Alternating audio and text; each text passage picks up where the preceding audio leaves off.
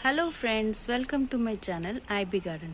Friends, कितनी care करने के बावजूद भी कभी कभी एक आध पौधे ऐसे होते हैं जो मुरझाए जाते रहते हैं और सुस्त हो जाते हैं, ग्रोथ भी नहीं कर पाते हैं।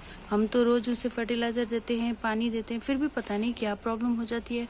तो इसके बीच मेरे पास एंथोरियम का प्लांट है जो काफ़ी केयर करने के बावजूद भी आप देख पा रहे हैं इस तरह से ये कभी कभी पत्तियां जल जाती है, जो न्यू ग्रोथ होती रहती है वो भी इस तरह से होती रहती है। तो इसका कारण जानते हैं, क्या प्रॉब्लम है मेरे गार्डन में। जो एंथोरियम का प्लांट है वो सूख रहा है, ग्रो भी हो रहा है, लेकिन पीछे जाते जाते इसकी कुछ पत्तियां जल सी जा रही है। तो इसका कारण जानते हैं। बने रहे मेरे साथ मेरे चैनल में IB गार्डन।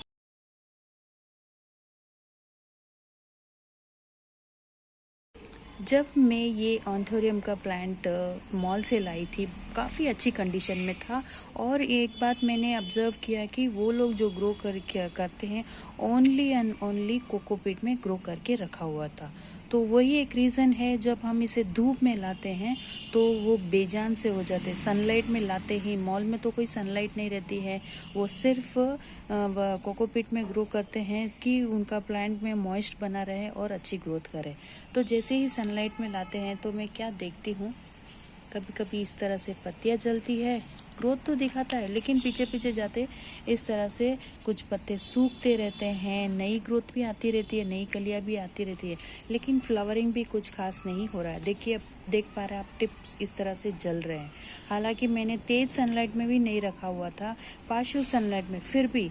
तो रीज़न जैसे जैसे मैंने देखा, सबसे पहले तो आप देख पा रहे हैं यहाँ पर इस तरह के स्नेल्स, आपने देखा किस तरह से ये स्नेल्स मेरे सारे गमलों में आते रहते हैं। मेरे जो सॉइल मीडिया मैंने अच्छी तरह से बनाती हूँ, कभी कभी मैं वर्मी कंपोस्ट डालती हूँ, उन पे फीड करने के इस तरह के स्नेल्स आते रहते हैं। सबसे पहला तो ये है। और दूर दूर पर पे बहुत सारे स्नेल्स के साथ साथ मैं ये भी देखती हूँ, फंगस भी काफ़ी लग चुका था इसके अंदर। तो सबसे पहले मैं क्या करने वाली हूँ, इस प्लांट को ही पहले मिट्टी से निकाल लूँगी इस तरह से।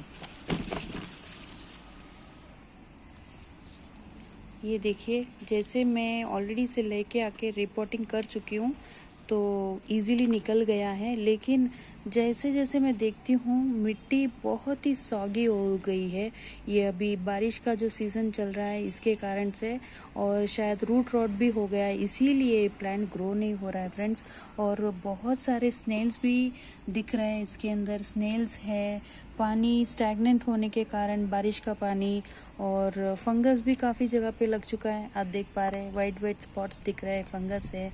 तो सबसे पहले इस प्लांट में जितना भी फंगस और कीड़े लग रहे हैं, उनको मैं पहले क्लीन कर लेती हूँ। तो अब देखिए फ्रेंड्स, रूट तो नए नए आ रहे हैं, लेकिन रूट रॉट भी हो रहा है साथ साथ में।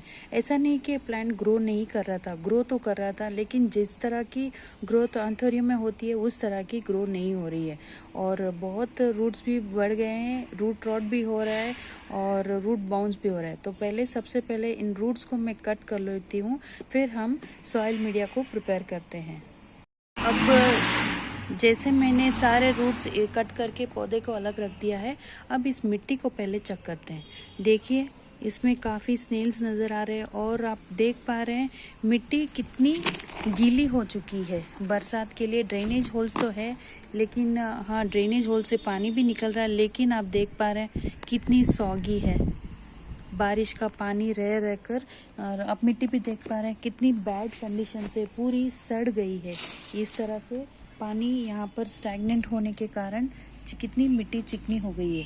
तो फ्रेंड्स, यही कारण होता है, अगर आपके कोई भी गमले में पौधा ग्रो नहीं कर रहा है, फिर कोई सड़ रहा है, रूट रॉट हो रहा है, तो सबसे बड़ा कारण होता है मिट्टी। मिट्टी बहुत ही सागी हो जाती है, सागी होने के कारण पानी वहीं पर ठहर जाता है, तो धीरे धीरे से रूट्स जो रहती है वो सड़ने लगती है। तो चलिए, सबसे पहले इस मिट्टी को ठीक करते हैं। सबसे पहले तो मैं इन जो शेल्स में हमेशा ड्रेनेज होल्स पे डालती हूँ उसको मैं निकाल लेती हूँ। और इस पॉट को भी सबसे पहले तो मैं वॉश कर देती हूँ। देखिए, देख पा रहे हैं साइड्स में कितना फंगस लगा हुआ है। तो ये सॉइल की ही गलती है, इसी कारण ये जो एंथोरियम का प्लांट है वो ग्रो नहीं कर रहा था। अब मैंने इस गमले को अच्छी तरह से धो लिया, गर्म पानी से भी स्टेरलाइज कर लिया। अभी एकदम साफ है गमला, कोई भी फंगस नहीं है। तो मिट्टी के बारे में बात करते हैं। तो जिस तरह से मैंने कहा बहुत ही सॉगी हो गई है। आप देख पा रहे हैं इसके अंदर काफ़ी कचरे भी है, ये रहे छोटे छोटे से कीड़े जो वर्म्स बोलते हैं वो है। इनका रहना तो जायज़ है, अच्छा है, लेकिन जो स्नेल्स दिखा दे रहे हैं वो गलत है। तो सबसे पहले इस मिट्टी में बहुत ही चिपचिपी मिट्टी है, तो सबसे पहले मैं इसके अंदर मिलाने वाली हूँ कोकोपीट। कोकोपीट जो हमेशा रूट्स को एक स्पेस देता है, एक गैप देता है ब्रीथ करने के लिए, रूट्स के लिए। तो मैं सबसे पहले इसके अंदर मिलाने वाली हूँ कोकोपीट। ठीक है, जैसे ही आप कोकोपीट मिलाओगे, अगर इस चिकनी मिट्टी अगर आपके गमले में भी है इस तरह से, तो देखिए कितनी फ्री हो जाती है मिट्टी। देखिए, अब आप देख पा रहे हैं कितनी फ्री फ्लो है। तो पहले जब मैंने गमले से निकाली थी मिट्टी वो बहुत चिपचिपी थी, अब ये एकदम इस तरह से फ्री फ्लो हो गई है। अब नेक्स्ट मैं ऐड करने वाली हूँ नीम खली, जो बहुत सारे हमने कीड़े देखे थे अभी इसके अंदर। तो नीम खली डालने से एक हद तक सारे कीड़े वैनिश हो जाएंगे।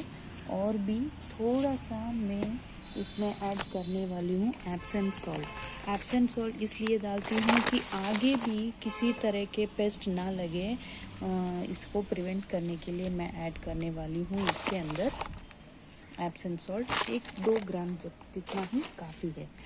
और नेक्स्ट आता है बोन मिल। बोन मिल जो प्लांट्स की वेल ग्रोथ के लिए, रूट्स के वेल ग्रोथ के लिए, और जो लीव्स का कलर रहता है और उनके लिए बोन मिल का ऐड करना बहुत ही ज़रूरी होता है फ्रेंड्स। अब आप देख पा रहे हैं मिट्टी कितनी फ्री फ्लो है। तो कोई भी प्लांट आप लगाओ, मिट्टी चिपचिपी ना रहे।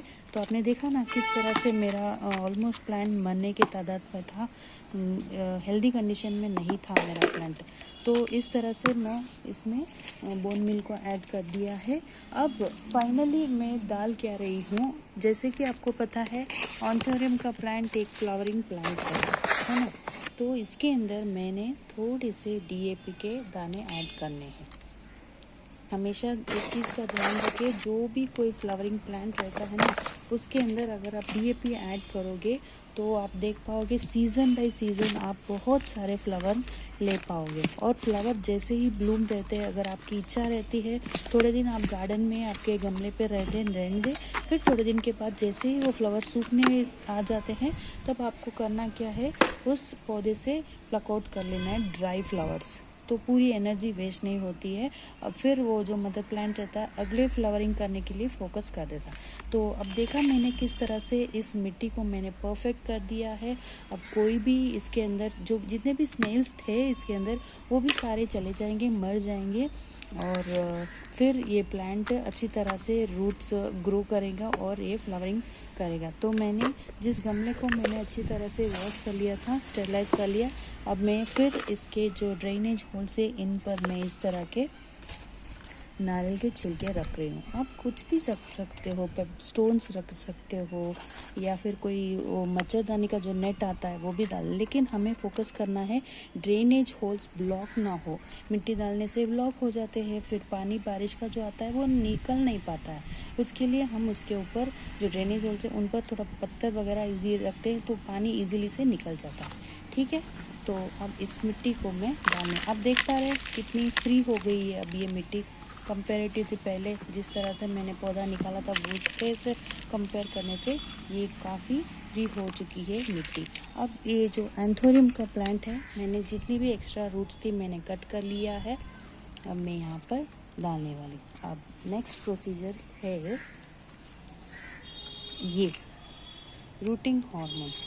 जैसे कि मैंने अभी जितने एक्स्ट्रा रूट्स थे मैंने कट कर दिए थे, तो ये फंगीसाइड का काम करता है। रूटिंग फंगीसाइड सॉरी ये फंगीसाइड है।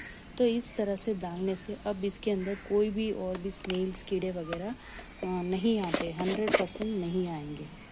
तो इस तरह से डाल लेती हूँ। हालांकि रूट्स काफ़ी सड़ चुके थे, रूट रॉट हो चुका था, इसीलिए मैं यहाँ पर फंगीसाइड्स को ऐड करती हूँ। देखिए कितनी हेल्दी कंडीशन में है।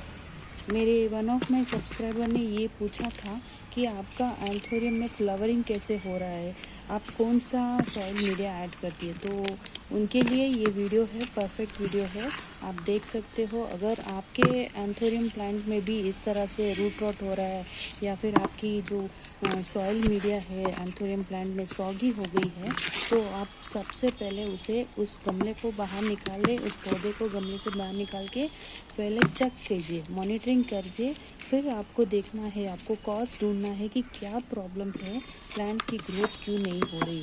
तो कारण यही है, बारिश का पानी रहता जा रहा है और इसके अंदर काफ़ी स्नेल्स के ग्रोथ की वजह से, फंगस लगने की वजह से ये प्लांट की ये हालत हो चुकी थी। अब ये परफेक्ट है और ऊपर से थोड़ा मैं और भी बोन मिल ऐड करने वाली हूँ। यहाँ पे थोड़ा सा बोन मिल और थोड़ा सा नीम खली। हालांकि कीड़े ज़्यादातर तो ऊपर ही आते हैं, तो मैंने इस तरह से नीम खली को भी ऐड कर लिया। अब आप देख पाओगे थोड़े दिन के बाद ही जैसे जैसे नए फ्लावर्स आएंगे, यहाँ पर से देखिए आप देख पा रहे हैं ऑलरेडी ये आना स्टार्ट हो गया। लेकिन प्रॉब्लम इसमें यही था कि इसके टिप्स इस तरह से जल रहे थे और कीड़े काफ़ी हो रहे थे, सॉगी हो रही थी मिट्टी। तो हमने फिर जो प्रॉब्लम है रूट कॉज को क्लियर करके आज फिर रिपोर्टिंग करके अब इसे तैयार कर लिया है। जैसे ही ये नई ग्रोथ दिखाएगा मैं फिर इसका वीडियो बनाऊंगी। Until then, thank you friends for watching my video. Happy gardening friends.